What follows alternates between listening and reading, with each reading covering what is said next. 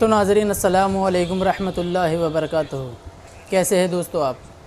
آج میں ایک ویڈیو لے کر آیا ہوں جس میں دیکھا جا رہا ہے کہ عورتیں نماز پڑھ رہی ہے اور پڑھا رہی ہے۔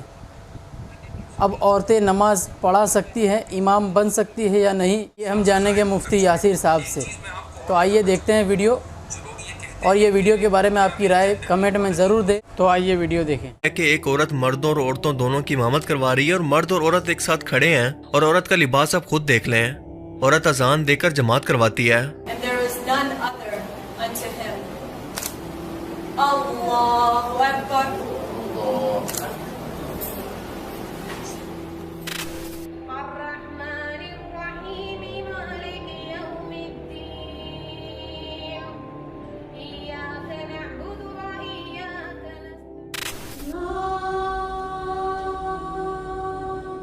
The call to prayer by a woman.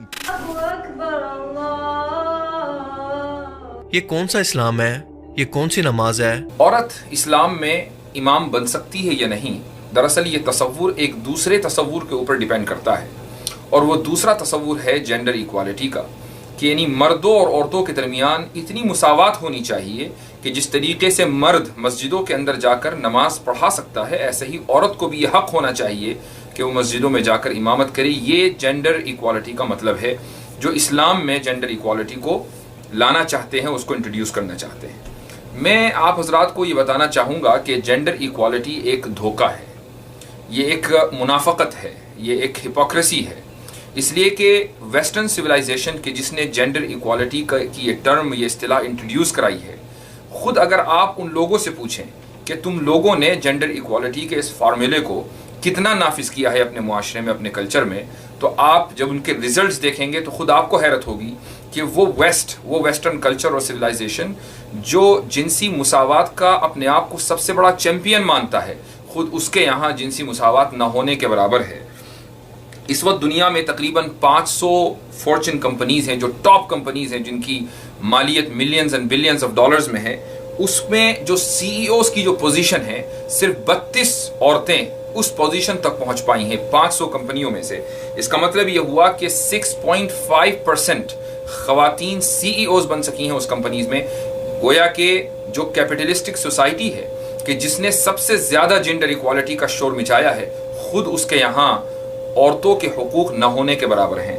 دنیا میں اس وقت تقریباً 195 ممالک ہیں، اور گزشتہ 50 سال میں 59 خواتین ہیڈ آف دا اسٹیٹ بن سکی ہیں۔ کہیں وہ پرائم منسٹر رہی ہیں اور کہیں پریزیڈنٹ، لیکن یہ پورے 50 سال میں ہونا یہ چاہیے تھا کہ اگر 2018 میں ہم جینڈر ایکوالٹی کی بات کرتے ہیں تو 195 میں سے کم 97 کنٹریز میں عورتوں کو ہیڈ آف دا اسٹیٹ ہونا چاہیے تھا، لیکن ایسا نہیں ہے۔ تو جو دنیا اس وقت جینڈر ایکوالٹی کی بات کرتی ہے، وہ جینڈر ایکوالٹی کے اس فارمولے پر عمل کرنے میں سب سے پیچھے نظر آتی ہے۔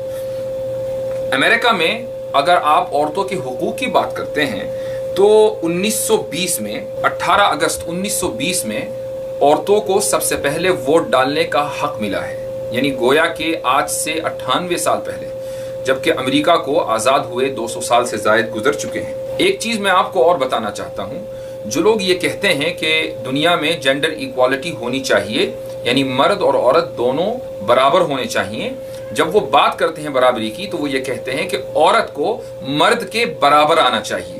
یہ بات کہہ کر انہوں نے خود عورت کا درجہ نیچے مان لیا، اس لیے کہ جب آپ یہ کہتے ہیں کہ عورت مرد کے برابر ہو تو آپ یہ تسلیم کر رہے ہیں کہ مرد یہاں ہے اور عورت یہاں ہے، اور مرد گویا کہ عورت کے لیے ایک اسٹینڈرڈ ہے جس کی بنیاد پر عورت کو بھی اپنے آپ کو اوپر لانا چاہیے۔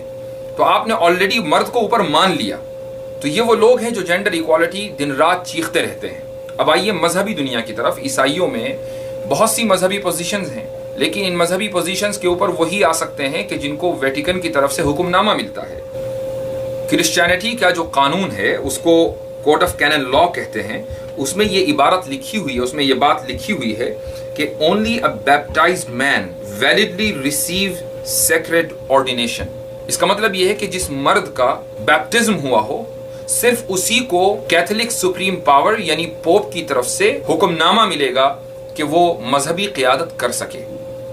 یہ سوال کرسچینٹی سے ہونا چاہیے جو 2000 سال سے زائد اس دنیا میں ہے کہ انہوں نے کتنی عورتوں کو پوپ منتخب کیا ہے. یہ سوال یہودیوں سے بھی ہونا چاہیے جو اس سے بھی پہلے سے ہیں کہ انہوں نے کتنی عورتوں کو ربائی منتخب کیا ہے.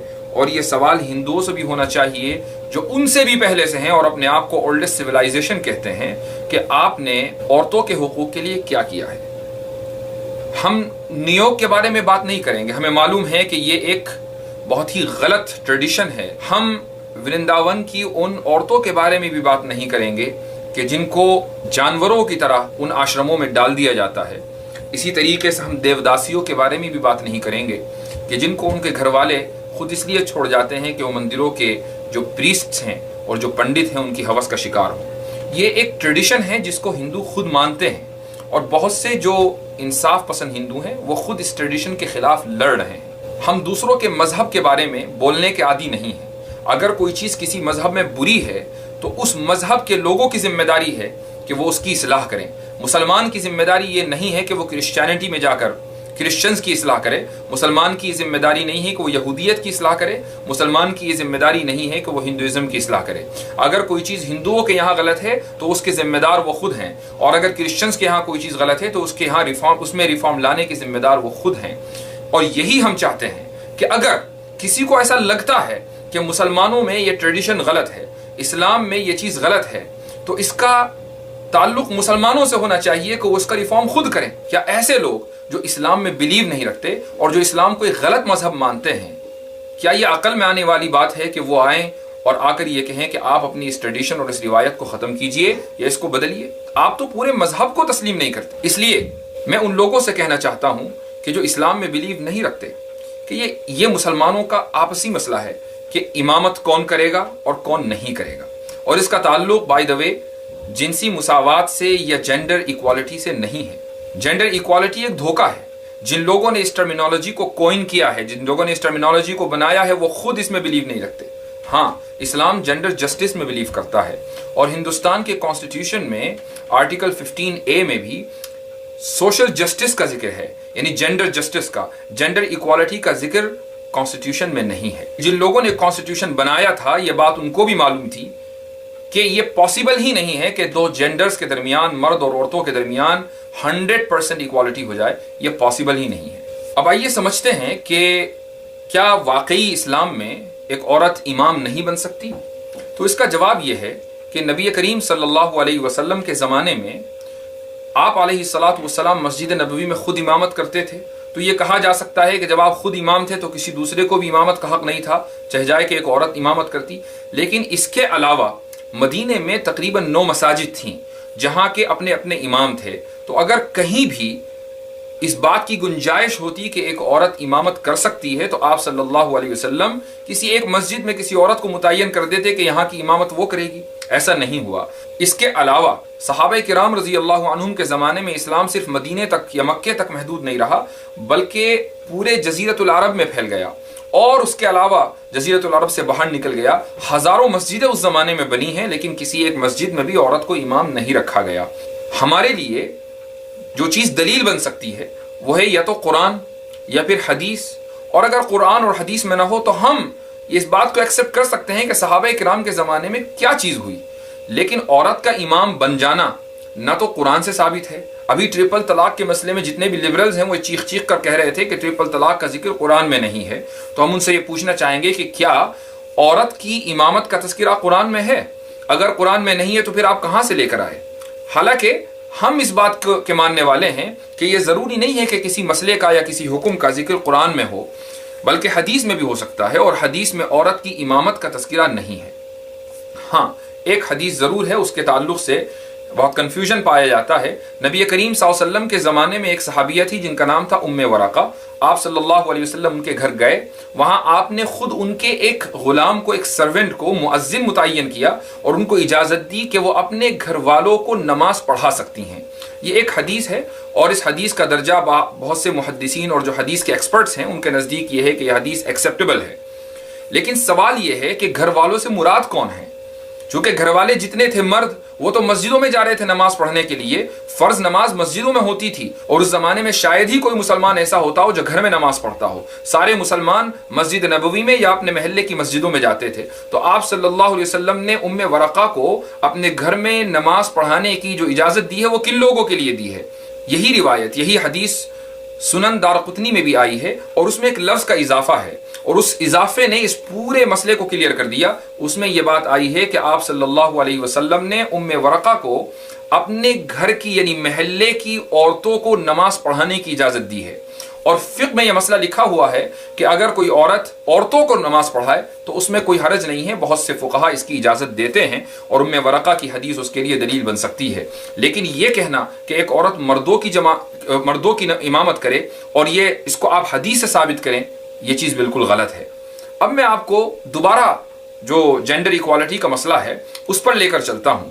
اگر آپ یہ کہتے ہیں کہ نہیں ہم اسلام کے اندر بھی جینڈر ایکوالٹی لے کر آئیں گے، ہر چیز برابر سرابر ہونی چاہیے، چونکہ اگر آپ برابری کو سپورٹ نہیں کرتے اس کا مطلب یہ ہے کہ آپ ڈسکریمنیشن کر رہے ہیں، آپ ریسسٹ ہیں، آپ کسی ریس کے خلاف جا رہے ہیں، کسی نسل کے، کسی جینڈر کے اور جنس کے خلاف جا رہے ہیں۔ اس تعلق سے میں آپ کو ایک بہت دلچسپ مکالمہ سنانا چاہوں گا۔ یہ ایک تصوراتی اور ہائپوتھیٹیکل مکالمہ ہے، گفتگو ہے دو لوگوں کے درمیان جو جینڈر ایکوالٹی کے بہت پکے سپورٹر ہیں، لیکن اگرچہ یہ ایک تصوراتی مکالمہ ہے، اگرچہ یہ ایک ہائپوتھیٹیکل ڈسکشن ہے، لیکن یہ حقیقت کے اوپر مبنی بھی ہے۔ آپ دیکھیے، دو لوگ گفتگو کر رہے ہیں اور ایک آدمی دوسرے سے کہتا ہے کہ ہمیں جمعہ کی نماز کا انتظام کرنا ہے، لیکن یہ بات مناسب نہیں ہے کہ عورتیں مردوں کے پیچھے کھڑے ہو کر نماز پڑھیں، یہ تو جینڈر ایکوالٹی کے خلاف ہے۔ تو دوسرا کہتا ہے کہ ٹھیک ہے، اس میں کوئی حرج نہیں ہے، ہم اس کا علاج یہ کرتے ہیں کہ مرد اور عورت دونوں برابر برابر کھڑے ہو جاتے ہیں۔ تو اب پہلا والا بولتا ہے کہ ہاں بات تو صحیح ہے، لیکن اسلام میں جو چیز دائیں طرف ہو اس کی فضیلت ہے، اور جو چیز بائیں طرف ہو وہ کم درجے کی مانی جاتی ہے، اسی لیے اچھے کام دائیں طرف سے، دائیں ہاتھ سے کرنے کا حکم ہے۔ تو یہاں سوال یہ ہوگا کہ دائیں طرف کون کھڑا ہو؟ اگر مرد کھڑا ہوگا اور عورت بائیں طرف کھڑی ہوگی تو یہ بھی ایکوالٹی کے خلاف ہے، اور اگر عورت کو دائیں طرف کھڑا کر دیا تو مردوں کی طرف سے احتجاج ہوگا کہ ایکوالٹی کے خلاف ہوا، تو اس کے بارے میں کیا کرنا چاہیے؟ تو دوسرے نے کہا کہ اس کا علاج یہ ہونا چاہیے کہ یا تو ایک مرد اور ایک عورت دونوں سائڈ بائی سائڈ کھڑے ہوں، اس طرح ایک مرد ایک عورت، پھر ایک مرد ایک عورت، اور یہ پھر یہ کہ اس پورے روم کو خالی چھوڑ دیا جائے، جس کو جہاں جگہ ملے وہاں وہ کھڑا ہو جائے، یا آپس میں نماز کے تعلق سے گفتگو ہو رہی ہے۔ تو پہلا بولا کہ ہاں بات تو صحیح ہے، لیکن پھر امام کا کیا کریں؟ امام تو مرد ہی ہوتا ہے۔ تو دوسرا بولا کہ نہیں کوئی بات نہیں، امام اس مرتبہ عورت کو لے لیں گے، عورت نماز پڑھا لے گی، تو اس طریقے سے یہ شکایت بھی دور ہو جائے گی کہ اسلام میں جینڈر ایکوالٹی نہیں ہے۔ تو اب پہلا بولتا ہے ٹھیک ہے، اگر ہم ایک عورت کو امام کے طور پر لے آتے ہیں تو پھر ٹرانسجینڈرز کو بھی تو شکایت ہو سکتی ہے، اور ان لوگوں کو بھی شکایت ہو سکتی ہے جن کا کوئی جینڈر نہیں۔ تو پہلا شخص بولتا ہے کہ اس کا علاج یہ ہے کہ ہم روٹیٹ کریں، کہ ایک جمعہ میں ہم مثلاً مرد امام کو لے کر آئیں، پھر دوسرے جمعہ میں ہم ایک عورت امام کو لے کر آئیں، تیسرے جمعہ میں ہم ایک ٹرانسجینڈر کو لے کر آئیں، اور چوتھے جمعہ میں ہم نان جینڈر کو لے کر آئیں۔ اس طریقے سے سارے مسائل کا حل ہو جاتا ہے۔ اب پھر جو دوسرا شخص ہے وہ بولتا ہے کہ یہ سب چیزیں سمجھ میں آ گئیں، دو جینڈرز کے درمیان ایکوالٹی ہے، یہ سمجھ میں آ گئی، لیکن یہ بات قطعاً سمجھ میں نہیں آنے والی کہ ہم سعودی عرب کی طرف رخ کر کے نماز پڑھیں۔ یہ تو گویا کہ ہم نے 195 ملکوں میں سے ایک ملک کو ہم نے ترجیح دی، فضیلت دی۔ یہ کیا بات ہوئی؟ جو 194 ملک ہیں، کیا انہوں نے کوئی جرم کیا ہے؟ یہ تو ان کے خلاف ڈسکریمنیشن ہو گیا۔ تو پہلا شخص بولتا ہے کہ ہاں یہ بات واقعی سنجیدگی سے سوچنے کی ہے، چلو ایسا کرتے ہیں کہ اس کو بھی روٹیٹ کر لیتے ہیں کہ ایک جمعہ میں کسی ایک طرف رخ کر کے نماز پڑھیں گے، دوسرے جمعہ میں کسی دوسرے طرف رخ کر کے نماز پڑھیں گے۔ پھر ایک شخص بولتا ہے کہ چلو یہ بھی کر لیا، لیکن نماز تو عربی میں ہوتی ہے، یہ کیا بات ہوئی کہ ہم صرف عرب کو پریفرنس دیں، ان کی زبان کو پریفرنس دیں؟ دنیا میں ہزاروں دوسری زبانیں ہیں، یہ بھی تو ڈسکریمنیشن ہے، یہ بھی تو ایکوالٹی کے خلاف ہے۔ تو دوسرا بولتا ہے کہ ہاں اس کا علاج یہ ہے کہ نماز ہم ایسے اماموں کو تلاش کریں جو نماز کسی بھی زبان میں پڑھا سکتے ہوں، کبھی اردو میں پڑھا دیں، کبھی انگریزی میں پڑھا دیں، کبھی عربی میں پڑھا دیں، اور کبھی سواحلی میں پڑھا دیں، کبھی فرینچ میں پڑھا دیں، الگ الگ زبانوں کے اندر نماز ہونی چاہیے۔ اب یہاں پر دونوں لوگوں کے درمیان اتفاق ہو گیا کہ ہاں یہ بات صحیح ہے۔ اس طریقے سے کسی کے خلاف بھی ڈسکریمنیشن نہیں ہوگا. لیکن ان میں سے ایک کے دماغ میں فوراً یہ بات آئی کہ اگر ہم ڈسکریمنیشن کے خلاف لڑ ہی رہے ہیں تو دنیا میں صرف مسلمان تو رہتے نہیں. دنیا میں تو مسلمان بھی ہیں، غیر مسلم بھی ہیں، ہندو بھی ہیں، کرسچنز بھی ہیں اور یہودی بھی ہیں. مختلف اقوام اور مختلف مذاہب کے ماننے والے ہیں، اور نماز صرف ہم اللہ کے لیے پڑھتے ہیں اور صرف مسلمانوں کے لیے. یہ تو ان لوگوں کے خلاف ڈسکریمنیشن ہے جو اسلام میں یقین نہیں رکھتے. تو وہ کیسے نماز کے اندر شامل ہوں؟ تو دوسرے نے فوراً یہ سجیشن دیا کہ اس کا طریقہ یہ ہے کہ ان کے مذہب کی جو چیزیں ہیں وہ بھی ہم اپنی نماز میں لے لیں، اور اس طریقے سے جب نماز شروع ہوگی تو وہ لوگ بھی اپنا اپنا سا ان کو کچھ احساس ہوگا اور وہ لوگ بھی نماز میں شامل ہو جائیں گے. تو جب جینڈر ایکوالٹی کی بات آتی ہے تو صرف جینڈر ایکوالٹی پر بات نہیں رکنی چاہیے، بلکہ بات آگے پڑھنی چاہیے. بات ریس ایکوالٹی تک بھی جانی چاہیے، لینگویج ایکوالٹی پر بھی جانی چاہیے، اور اس کے بعد ریجنل ایکوالٹی پر بھی بات ہونی چاہیے. جب ایکوالٹی پر بات کرنی ہے تو پھر ہر چیز کے درمیان مساوات ہو اور ہر چیز کے درمیان برابری ہو، اور یہ دنیا کے اندر ممکن نہیں ہے. اسلام اس لیے جینڈر ایکوالٹی پر نہیں بلکہ جینڈر جسٹس پر بلیو کرتا ہے، اور وہ اس طریقے سے کہ مرد کو جو اس کے کرنے کے کام ہیں وہ دیے گئے ہیں، اور عورت کو اس کی صلاحیت اور اس کے اعتبار سے کام دیے گئے ہیں. اور مرد کے جو کام ہیں ان کو کر کے وہ عورت کے اوپر فضیلت حاصل نہیں کر لیتا، اور عورت کے جو کام ہیں وہ ان کو کر کے مرد سے بہتر نہیں بن جاتی. دونوں کی الگ الگ ذمہ داریاں ہیں. اللہ سبحانہ وتعالی فرماتے ہیں وَلَا تَتَمَنَّوْا مَا فَضَّلَ اللَّهُ بِهِ بَعْضَكُمْ عَلَى بَعْضٍ لِلرِّجَالِ نَصِيبٌ مِّمَّا اكْتَسَبُوا وَلِلنِّسَاءِ نَصِيبٌ مِّمَّا اكْتَسَبْنَ. تم کسی ایسے کام کی تمنا مت کیا کرو کہ جس میں اللہ نے تم میں سے بعض کو دوسرے بعض کے اوپر فضیلت اور فوقیت دی ہوئی ہے. مردوں کے لیے ان کے اعمال کا حصہ ہے اور عورتوں کے لیے ان کے اعمال کا حصہ. اللہ سبحانہ وتعالی نے یہ بات کلیئر بتا دی ہے اس صورت میں، سورہ نساء آیت نمبر 32.